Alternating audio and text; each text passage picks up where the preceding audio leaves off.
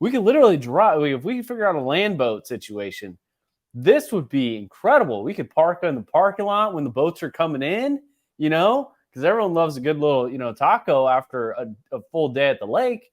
And if there's no one out on the lake at the end of the day, you know where they're going to be. They're going to be at the boat dock. So it's about drive. It's about power. We stay hungry. We devour. Put in the work. Put in the hours and take what's ours. Like it was when I first started. What was it? This was like over like 6-7 months ago when I was like, oh, I'm going to do this daily vlog thing, but I'm not going to edit anything. And I wanted to kill myself after like 5 episodes because I hated watching it. It was horrible. It provided no value. Like it just was bad. So I have to redo it to make it pleasing to me in order to do it so that I'm proud of the product that I'm putting out. Yeah, it is. Like I agree. And like the other day I just worked on creating one of my, doing one of my tasks, my 1-page PDF. And what I did, I just kind of even just the thought of putting a price list together on different packages, really helped, just for that, okay, let's just say someone reached out. Well, shit, it's, it says okay, at least I have some sort of base, right, base thing to go off of tiers. And then that helps. And it was just get me thinking. And then, I really started thinking about okay, my time doing this, what I think that just helps, right? Just even if you don't even send it to someone, it's just something you have in front of you that you can kind of help guide you to be okay, yeah, 250. Oh, you want that? Okay, 500 or whatever it is. Well, and it's creating your hourly rate. What is your hour? What is your time really worth? And my wife tells me, she goes what would you have paid for this knowledge 5 years ago? I'd go, how much do we have in the bank? Because if I would have had the cheat codes ahead of time and then had someone to rely on to actually give me the accurate information, it's worth everything. What's the price? So now I'm asking myself, what is that time worth? And what is that time worth to me? And what is that time worth to them? Because if we were to, and what is it a valuable asset? Is it something that now that having access to me and calling me whenever they want, what is that value? Dude, hey, I've got this storage facility I'm looking at, or this business or whatever, or this video, whatever the coaching call is about. What do you think? And fuck, it's okay, let's sit down and chat about what is that worth? For me, I talked to a buddy of mine, when we first bought our storage facility. He goes, if you don't fucking buy it, I'm gonna buy it. You already told me the address. I'm literally gonna buy this. If you're an idiot if you don't buy this. And it got me to take some action really quick. And if I didn't have that that person to call, that person to contact, that thing's literally giving me the life that I have right now. And so what's that worth? It's worth a lot of money. And I think that's, when you this, the 3-step pricing, right? Fucking right. What is your value? And maybe you have more value and you just don't know about it. Maybe you write the 3 packages and you're maybe I need to go get some more value, or maybe I need to increase this price, because I was thinking about, I was $250. It's not even a car payment anymore. That's a really fancy dinner now. That's a good bottle. That's a really good bottle of wine. It's not even a great bottle of wine. It's a good bottle of wine. Okay.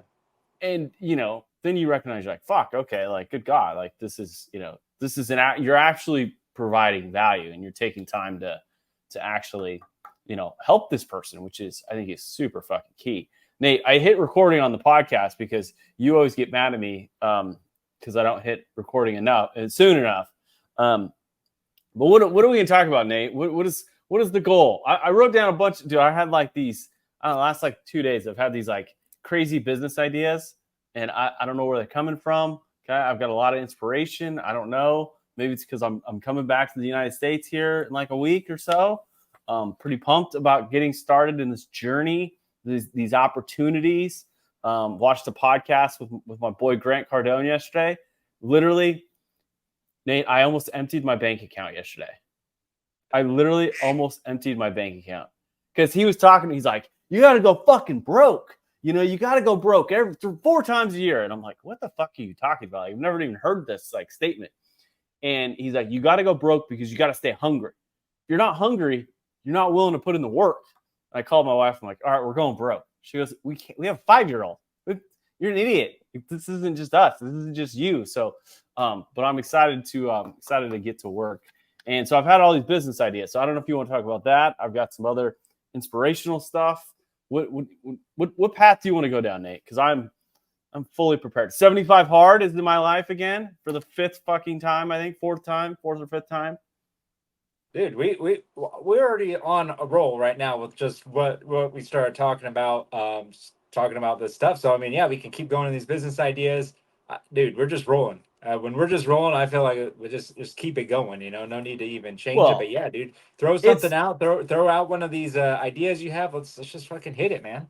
Well, so last week after the podcast, and I apologize to all the viewers who do not get the visual sensation, the visual tingling in their pants of seeing our beautiful faces. The audio was great last week. The visual was not. Like literally, it looked like hamburger meat on both sides of the screen. Like literally, I'm blurry, Nate's blurry, and I'm like, what the fuck happened? Like the entire podcast, it just sucked. So hopefully this week's visual experience will be just as great as the audio experience. So my apologies there. I will yell at the producer after this call.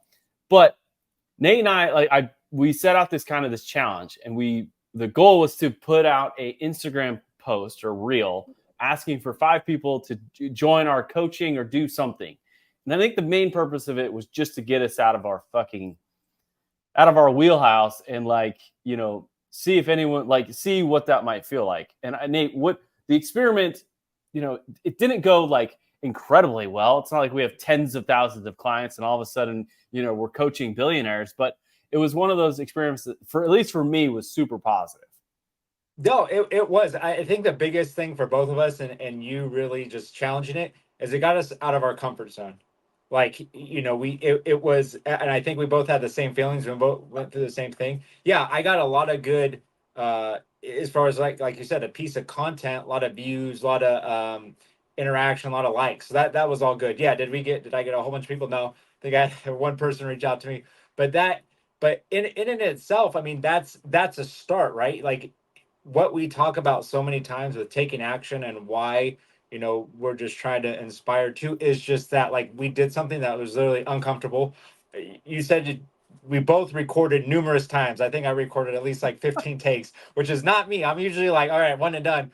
But since I was doing it, I would listen to it, oh, my voice sounds funny. This or that. So I think it took me only about 15. I didn't go too crazy with it. But exactly like you, I was just like, saw the notifications, get a bunch of likes, but just like you, I was just like, oh, I don't even want to look what's going on, right? I don't want to see 5 views. I don't want to see nothing. I don't want to see a comment of you're an idiot. What are you talking about? But it was still at the same time, it was fun. It got me even more because this is my 2nd or 3rd video that I've posted recently that where I'm actually talking in it, and it gets so much more interaction, more feedback. So it got me rolling to just keep doing more videos, more content where I'm talking, where I'm providing value. Well, Nate, for me, it got me out of it got me into the position where I've asked for a call, I've given a call to action, right? Most of our content, including this podcast, the daily vlog, the daily insight, all this shit that I put out there, I'm so hesitant and so scared on asking for the take, right? You hear the big dogs talk about it. You got to give, jab, jab, jab, and then right hook, then you take for the ask. And it's how many years do you give until you fucking go, oh, I got some shit that I want to get off my chest. I want to actually coach people. I want to actually help people.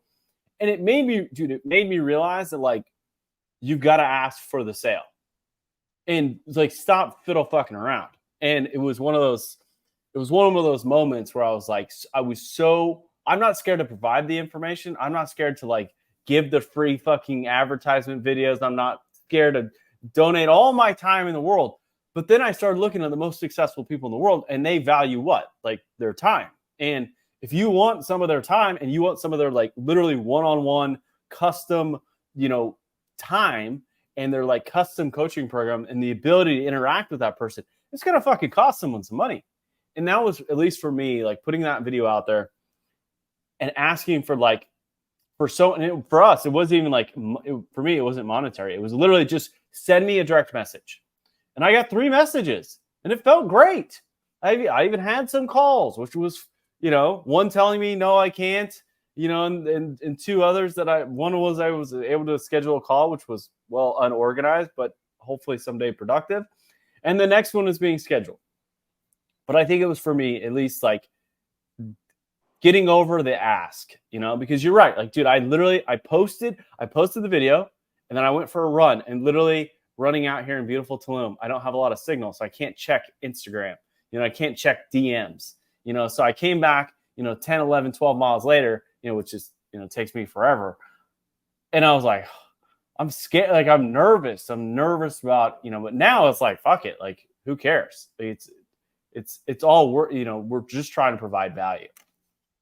No, for sure. And the more times we do it, the more reps we get on doing these things, it's going to be better. And just like anything you do, it just takes skill. And you're right. And we don't ask a lot, even on our podcast, we don't do a lot of asks, but it is something that, which I think I talked about. Like I do sales for a living every day. I'm selling and I'm asking, I'm doing all this stuff. But when it comes to myself or anything with my personal brand, it's I don't know why, but it's different, right? I ask people to buy cars and buy things all day long. But when it comes to myself, it just is, it's a little uncomfortable and it's a little different. And because we know we have the skills, we know we've gone through the thing that we're offering, we've been doing it for a long time. So, but it's still one of those things that, we just got to get over it. And I think we got over that. We're moving past it. And we were even touching about that, like, oh, what do you charge? And what would I pay to have this knowledge and skip the process and do that. And that's one thing that I think a lot of people struggle with that, is because they, we're our baseline is always moving up. So when we're looking at where we are right now, we forget, well, there's people that we forget how it was when we started.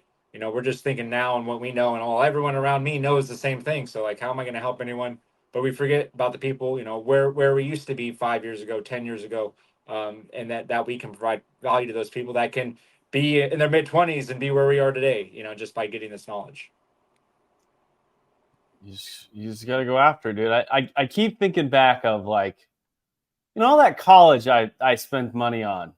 It was pretty expensive. Like, those fucking books, even the used books, were just, did it have a lot of knowledge? Am I walking away with this wealth of these cheat codes in life? And the answer is no. Like, the public school system that I went to, like, did I walk away with any really good habits? I walked away with a ton of bad habits.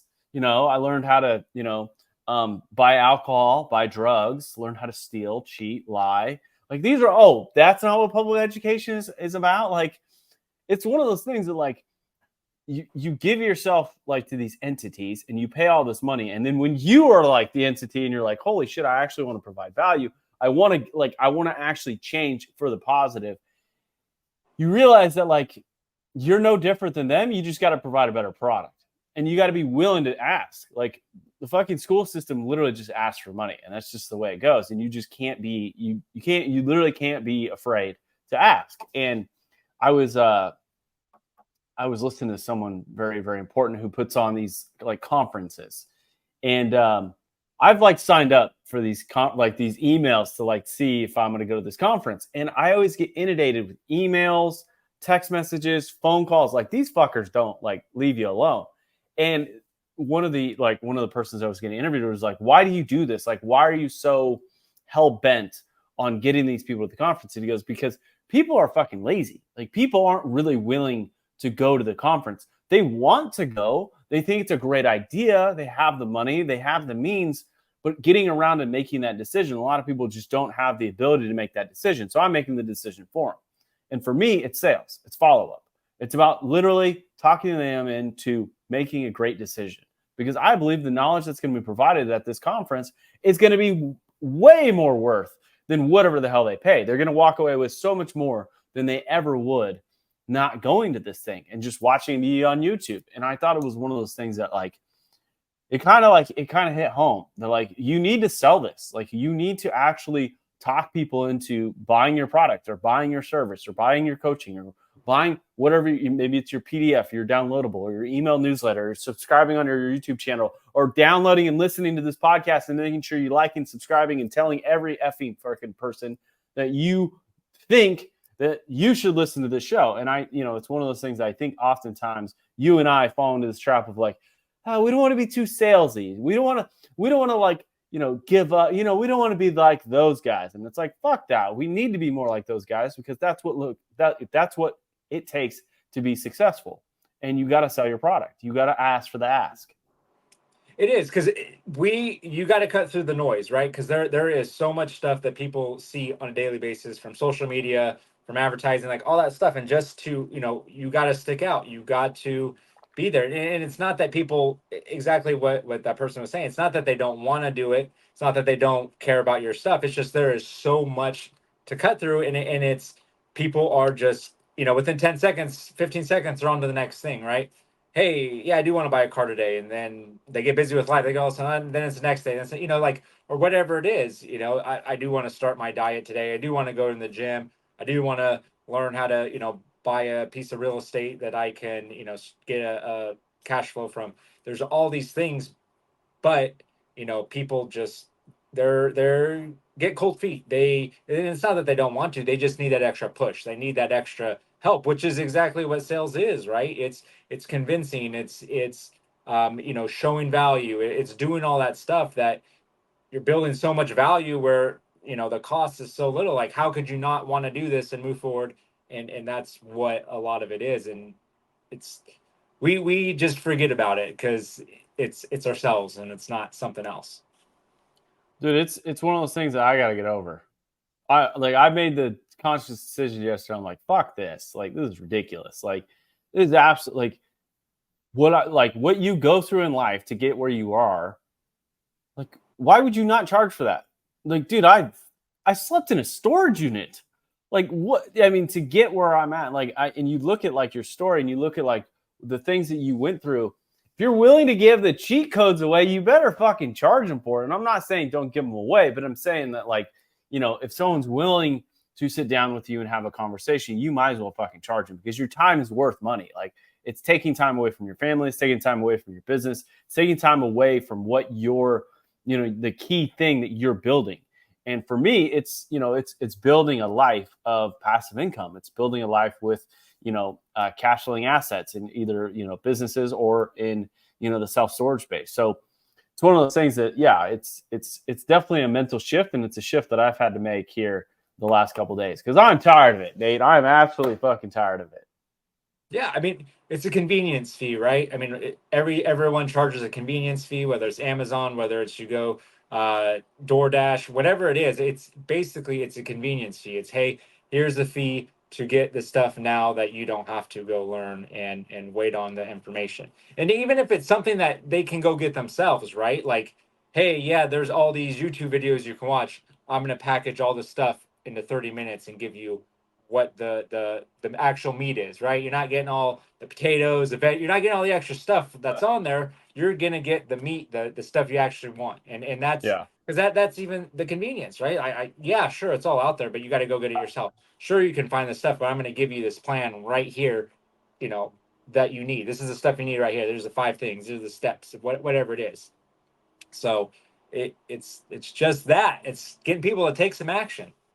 Dude, so I took some action yesterday. I don't know what the algorithm is looking at. I think I was posting something on Facebook, or I was looking on Facebook Marketplace for a new camera. I'm always looking for a deal, and I was like scrolling like on my Facebook page, and I saw this like advertisement. I'm like, this looks weird, and it's 7 continents. Okay, Nate, let's hear me out. 7 continents in 7 days to run 7 marathons. Yeah, it's pretty crazy. It only costs $48,000 to do it. Okay. So I go to the website and I'm like, this is awesome. Like, and then I did the math on how many miles that is. It's like 187.4 miles in 7 days, which is absolutely nuts. Like, and what's crazy is like, you look at the continents and it's like, it's it's Antarctica, okay, it's Africa, South America, Europe, Asia, and then North America. And I don't know, is that 7? I think that's 7. Australia, and then in Australia too. And I was like, holy shit, like this would be really cool. And my wife's like, you're nuts. Like, why is this even the realm? Why is this a possibility? So I go to their website and I find out, oh shit, it's $48,000. And which it's not even $48,000, it's 45,000 euros. And then so I had to go to my conversion calculator because I'm here in Mexico. So I do, pesos to dollars all of the time. And I punched it in. Sure, it's like $48,000.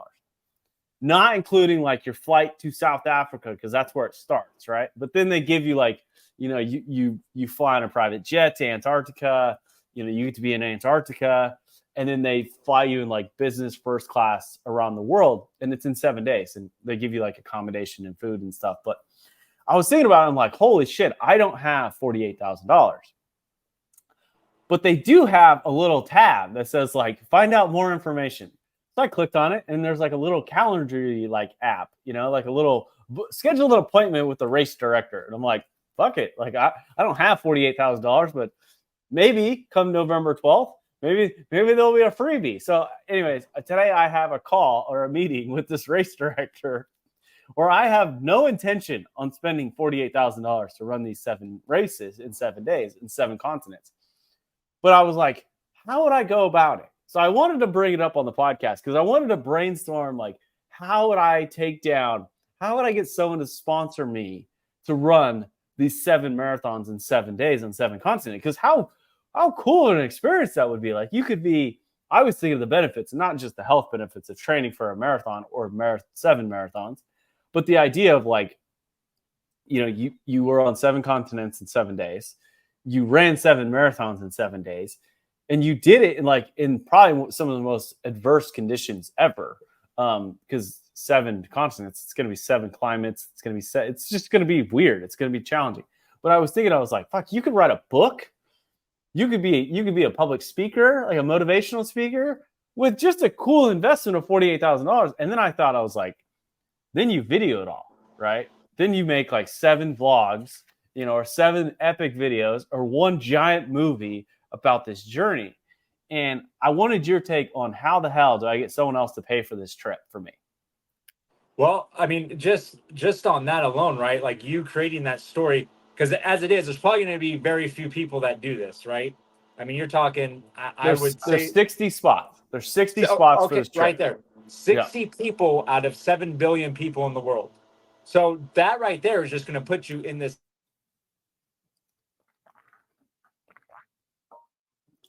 Sorry.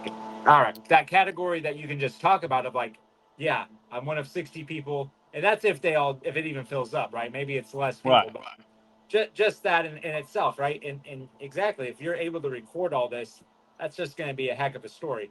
How you get someone to you just got to ask, right? Hey, I'm doing this 7 marathons, 7 continents, 7 days. I need I need some sponsors, right? And need a check.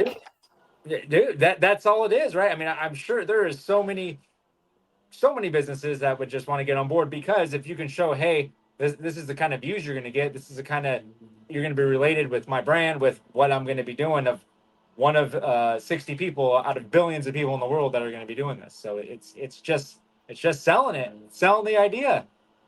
Dude, it's May 8th. So another purpose of me jumping on this call with this guy or gal, whoever the race director is, I'm going to ask him, like, hey, like, is this something that's really possible? And what's the likelihood of this event actually kicking off? Because I don't want to go out there and I don't want to tell a bunch of sponsors and, come to find out the guy who's the race director is a scumbag and he's just going to, spindle all our money away. But I don't know. I wanted your take on it, dude. I think it's I don't know. It was one of those things that I told my wife about it. She's like, you're nuts. Like, what? How the fuck are we, like, we don't have $48,000. And I go, I'll just find the money. Like, it's just money, right? It's just dollars. Or in this case, it's euros. Like, who wouldn't want to be a part of that, right? Like, who wouldn't want their name associated with that? And just brands. I was like, fuck. Like, does Hoka or Nike, like, that's this is what those brands are about. And if I could, yeah, exactly, sell myself, sell the idea, and sell the story, and then document it. Like, this could be a Netflix special. This could be this is an HBO series, I think, right? Especially if bad shit happens, right? And you know me, I'm constantly attracting bad things when it comes to running. I've had fractured foot, rhabdo in all kinds of different places. I've blown out my left knee. I fractured my foot. Like, something's gonna go wrong, and that's the great thing about a story is, like, there's a beginning, there's a something to get over, and then at the end it's the conclusion, it's the hero. So I don't know, I just wanted to run that by you and see if, Nate, do you want to sponsor me? Do you have 48,000 euros I can borrow? I do not right now yet, but who knows? Who knows? We got a long year ahead of us, right? So who knows? But no, I mean, you just named two major brands, but there are so many different brands for whether it's even food products, right? Nutrition products, sock companies, shoe companies, t-shirt companies. Like, you can just go down the whole list. I mean, there is plenty of options, plenty of people, and I'm sure you could even just Google sponsors for racing or I don't know, some marathons, and just fucking find companies you can reach out to. So, dude, I think it's great. You already have the story of, like, hey, I've already been traveling around the world doing this, the Adventurous 3 podcast, like this, or a YouTube channel. Sure. This is what I do. I'm already here in Mexico. I've been to Thailand, just, you already have it. It's not like you're just, I'm sitting here, haven't left, Right. I haven't left my home in a couple years, haven't even left the county. So, yeah, so you already have that great story, and of just like, hey, I'm looking for the next challenge. I did, I've already attempted ultra marathons in the last year. It's already there. Your story is, hey, I'm just trying to add to it. And I think you have a good base to do that. I don't know why Facebook's algorithm is literally pointed in my direction, because it was one of those things that, like, this happened to me. It wasn't just yesterday. It was like 5 days ago. I saw this ad. I'm like, oh, that's interesting. And I didn't even spend a lot of time on it. I just kind of swiped by. Sure enough, it popped up again. I'm like, we got to dive into this. We got to figure out what the sauce is. So I'm excited about this meeting later today. To see some of the possibilities and what are the avenues. What if is this even is it even possible to film a marathon in Antarctica, or am I going to get eaten by a fucking polar bear while running away from penguins? I don't even know what's in Antarctica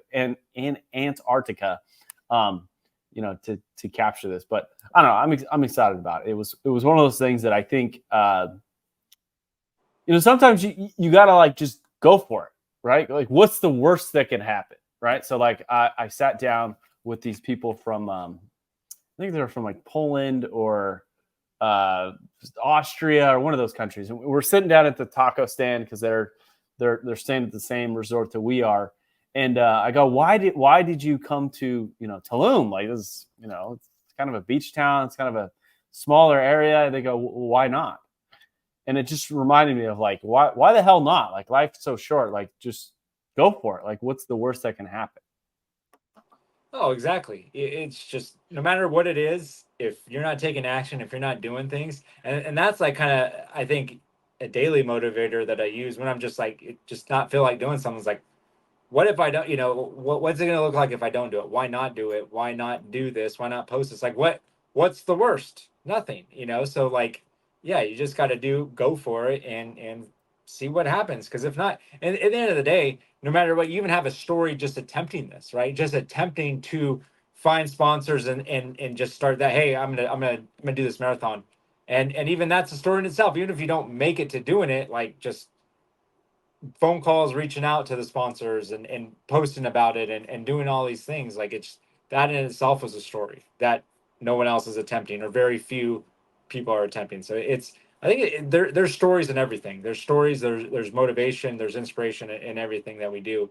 We just got to just look for it. And it's one of those things that I think I think that's what, a lot of times we need something to motivate us, to get us up off the couch and to go chase down whatever that dream is. I know a lot of people are trying to, especially because the world's getting more challenging. It just seems like it is. And it's finding that energy to like really identify yourself with something. And it's something that, you know, took me a long time to find. It was one of those things that I identified as a deputy sheriff for so fucking long, right? I literally, that was my identity. It was the Amador County Sheriff's Office. And once you lose that, it's finding whatever the next identity is. And I think you can have multiple identities in life, and especially through this journey. And I think, you know, if you are in that position, just like whatever you're interested in, or whatever you think is like fun, or whatever you think that, you know, might make you some money, like just chase it. Like why the hell not? So I came up with some business ideas, Nate. Okay. Some of these are really crazy. Okay. Some of these are really weird. But in my last couple weeks being here in Mexico, for whatever reason, I've found some inspiration. Okay. And I wanted your take on these, because these are all businesses that I would love to start. And some of them I think we've talked about in the past. But I realized here in Mexico that I love Mexican food. Okay. It is what it is, right? It's as simple as I love street tacos. I love burritos. I love quesadillas. I've had to get away from that. I'm literally doing 75 hard, so I don't eat Mexican food. Okay, I can eat the meat. I can't eat all the carbs, all right, because I'm getting fat. Okay, especially with a lot of cervezas. It seems like that's all they serve here. Okay, it's cervezas and Coca-Cola. That's it. I go, can I have a water? They're like, there's water and beer. I'm like, shit, okay, I guess I'll have a beer. So one of my ideas is, in the United States, we have what we call taco trucks, right? We have these food trucks that are literally peppered everywhere. They're everywhere now, right? And 15, 20 years ago, they weren't any, like that was what poor people did. Like you don't have food trucks, but now they're as fancy as they can get. You know, there's lobster trucks, there's Mexican taco trucks, there's Ecuadorian trucks, there's all kinds of different Thai trucks, Bali, name the truck, there's a food truck out there for it. But what I realized was there's not a food boat, okay? There's not a food boat yet, all right? There's no pontoon boat serving tacos yet. And as summer's coming up, I'm thinking, I go, pontoon boat, okay? You get a little barbecue, okay? You drive around the lake and sell food. Like, I was thinking about, I was like, man, like the one thing on the lake, when I'm out at the lake or I'm out at the ocean, like, there's no food here. Like there's a restaurant or two. There's the hole in wall that serves, chicken strips and a burger and a hot dog. But there isn't really good like food. There isn't like, authentic Mexican food. And I was like, for like 10 grand, you could buy a used pontoon boat and get all the supplies and all the stuff to start a business on the lake. And I was just thinking, I was like, is this $1 million idea? Is this a franchise that I could start tomorrow? And I wanted your opinion. There are some logistical. I don't even know if it's logistical. Obviously, you don't have you got to put a refrigerator on there to keep the meat cold. So there's ice chest. We're good. I guess you could do ice chest. Yeah. I mean, I like the idea. Because you're right. If you're out in the middle of the lake, you got to go all the way back in. Why not just be right there in the middle of the lake and you can buy some food, right? Like that's no different than even if you're whatever you're doing, you're out there. Now I got to stop what I'm doing, go all the way back and do, so it's just, I like the idea going around, getting people food. I mean, it's a great idea. You got to make sure you're at a busy lake, of course, you want to get some good ROI. But yeah, dude, I like it. It's, I don't think I've ever heard of a food boat. Dude, I mean, a taco truck on the lake. Like you literally, what if you could do see, this is where the wheels start spinning. I was in San Luis Obispo, and I saw this boat roll by. Literally roll by. You know why? Because it was on the street, all right? It was literally wheels, but it was a boat. Everyone was in this boat. I was like, and my son's like, that's a land boat, Dad. And I'm like, holy shit, I've never seen a land boat, and you know what the hell that means. Okay, great.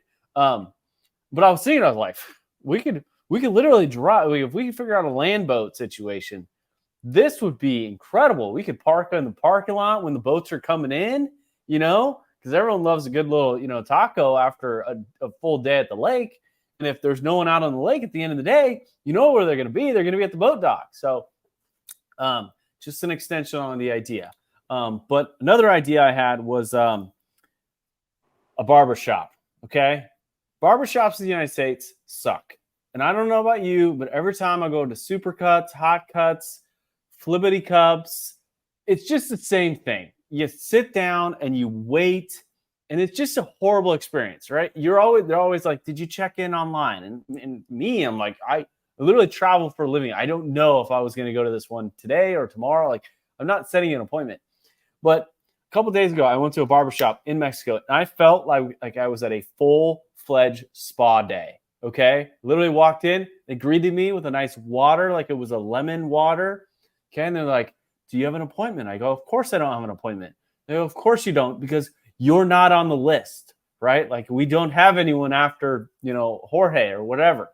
And they go, "Please sit down. Like we'll be right with you. Would you like a cocktail?" And I'm like, "A cocktail? Like what? 11 o'clock in the morning. What are we doing?" Okay. I go, "No, I'm fine. I'm all right. All right. Would you like anything to eat? You want a snack?" And I'm like, am I at a restaurant or am I getting my hair cut? Okay. Like this is too like great air conditioning, nice comfy leather chairs, great music, bunch of TVs. And then finally I sit down like to get my hair cut and they're like, "Would you like some collagen strips for under your eyes?" And I go, "I get away from me with that bullshit. I don't even know what that is." They go, "It's anti-aging." I go, "First of all, I'm young enough. All right. Leave me the fuck alone. No, thank you." And then the guy's like, he cuts my hair and he like goes through the whole process. He goes, "Do you want a massage?" I go, "No, I don't want a massage." Like, we're at a barbershop. Okay. Like my grandpa's barbershop did not offer massages. Okay. That you'd have been thrown out in the street. But then I started looking around and I'm like, they're dyeing people's hair.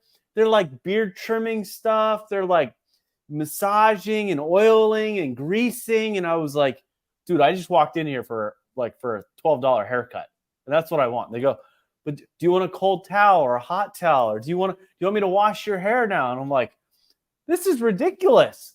I go, so I finally leave the barbershop. I'm overwhelmed. And I tell my wife about this. She goes, "Where is this place?" I go, "It's not for girls. Like it's for guys. Like it's a legit barbershop, like tattoos and piercings and beer."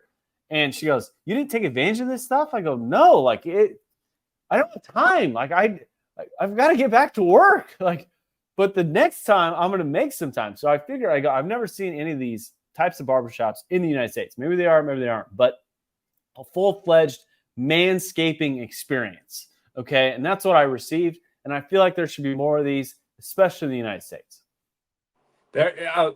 Just hate to break it to you, JC, but there are some in the bigger cities. And even not the bigger cities. I do frequent a barbershop that's small town barbershop, real traditional. But yeah, they do offer you a shot or a beer when you're there. That's a common thing in a lot of barbershops, like actual barbershops. Mind blown, Nate. I'd never seen this in my life. Okay.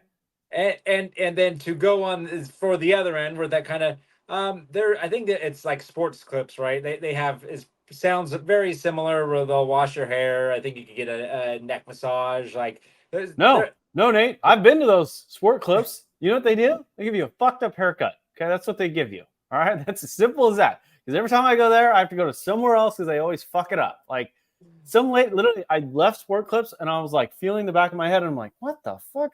I get home, my wife's like, "What happened to you? Like, did you get run into it with a weed eater?"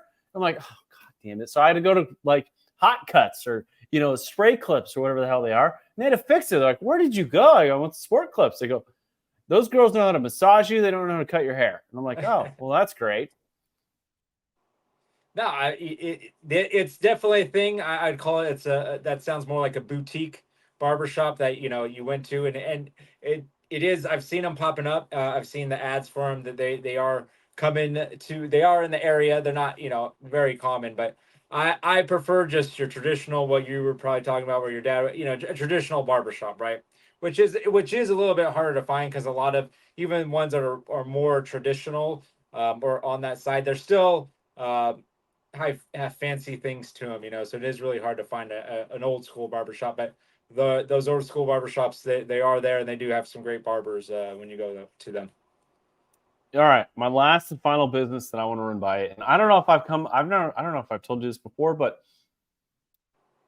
you're in California. I'm in Tulum, Mexico. Okay, you can't smell me right now, but I just put this nice, freshly pressed shirt on, and it smells like lavender or whatever flower that I don't, because I'm not big on flowers, and it smells amazing. And in our resort style, we don't have a washer and dryer, right? It's purely because my wife literally takes our dirty clothes, walks it down the street, or sometimes they pick it up, and someone does our laundry. Okay, and it costs 110 pesos. Nate, do you have any idea what 110 pesos is in the United States? I do not. It's like $6. Okay, it's like $6.50. Okay, for an entire 2 weeks, I run every day. Like I'm sweaty. Like it's not a good scene. All right. In less than 24 hours, Nate, I get my clothes back, smelling like lavender, folded, pressed, ready to be worn. And it's amazing. As soon as I go back to Georgia, I'm going to walk down the street and there's not going to be a wash and fold that I can afford. Okay. It's only for rich people. I think there's a way to really implement the same business model in the United States and absolutely crush it. And I think it's one of those things. It's like mowing your lawn. Okay. No one does it anymore. And I guarantee you could talk people into literally picking up their laundry and in less than 24 hours, bringing it back and having it washed, folded, and pressed and ready to be put in the closet as soon as you're ready, as soon as it's delivered. And I think it could be really cost effective. And I think it's one of those businesses that all you need to start is literally a washer and dryer in a house. Yeah, and the skill to do it in an efficient manner, because there definitely takes some skill to pressing and folding. No. What do you mean? It's Nate, you're like, it's the easiest thing in the world. As soon as it comes out of the dryer, you put it on the table and you fold it. That's pressing it. Okay. You won't get wrinkles in your clothes if you pull it out of the dryer as soon as it comes out. Okay. It's that heat you need. It's I'm not talking about ironing. I'm talking about literally like folding. I'm thinking pressing what we had to do every day. For this isn't. We're not wearing suits and ties. Take that shit to the dry cleaner. I'm talking about like regular clothes. Just regular t-shirts and sweatshirts. I'm not. No 3-piece suits. I'll fuck that up. But I think there's a real opportunity. For sure, it's back to the convenience fee. That is a convenience, right? If obviously neighborhoods, any type of gated communities where you got a bunch of people there, it's central, where you can, like I said, get a route. You obviously got to get a van, pick up all this stuff. And yeah, which, man, like, I think there was a department I worked for where it was like literally you threw your clothes in there and they would pick it up on Tuesdays and Thursdays, and like the next couple days, all your stuff would be there hanging up. Like I don't know. It's a good idea. It's convenience, right? Get a bag, get a box. This is your company. They throw it in there. You pick it up. You deliver it back in a different box or however you want to call it. Already go. Convenience is the key, and that is what people pay for right now. So I think there is a great business model for that. Dude, I'm telling you, I think it's one of those things. So I know exactly what business you're talking about. It's usually commercial stuff. So they have these commercial laundry places that literally go around and pick up like uniforms. And they go and wash and fold it for you and they deliver it in 24 hours. And I think a lot of great businesses, you don't have to come up with a brand new idea. You just got to reinvent the stuff that's already working and put your own marketing on it, put your own spin on it, tell your own story about it. I didn't think up the taco truck boat idea because, well, maybe I did. I don't know, Nate. Maybe I need to franchise that immediately because that's a great idea. But it's one of those things that like you literally just take one thing from one industry and just try and see if it works in another. And it's crazy because the rest of the world does fucking wash and fold. No tourist is literally washing their own clothes here. And it's one of those things that like if you go back to the United States or you go back to Europe or whatever, like, God, I hate washing clothes now. Like I've been ruined. My son doesn't. He's like, "Where's the lady with all our clothes?" And I'm like, "Oh, that's you, bud. Like, you got to put it in the washer. We got to put it in the dryer now. Like, this is your service." So, I don't know. I think it's one of those things that if you're looking to make a change this like summer or this year, I think those are a couple businesses maybe the barbershop is not a great idea, apparently. But I think there's an opportunity where you can just improve something that people are already doing. I think that's the key to anything, right? Like there is so much improvement out there because customer service is so crappy. Like everything's more expensive and you're not getting anything more for it, right? Which is, yes, inflation, there's stuff is just, but on top of that, like whether you go to a restaurant, whether you go to a store, I mean the customer service is horrid. And so all you need to do really is whatever businesses are there, just do better at what they're doing, and you're going to get more people to come, right? People are want to spend their money, people want to go eat, people need their laundry done, list goes on. Is whatever you do, just put your heart into it and offer a great experience, and people will pay for it. And it's really that simple. You don't need to reinvent anything. You don't need to go and have these great, grand inventions to sell this product. Like just whatever's out there, just make it better. And it's really as simple as that. Crazy world out there, Nate. And that's all you got to do. You just got to take a little bit of action, take a little bit of risk, and and chase your dream. And till next time, Nate. Take some action. Cheers, brother. Yeah. It's about drive, it's about power. We stay hungry, we devour. Put in the work, put in the hours, and take what's ours.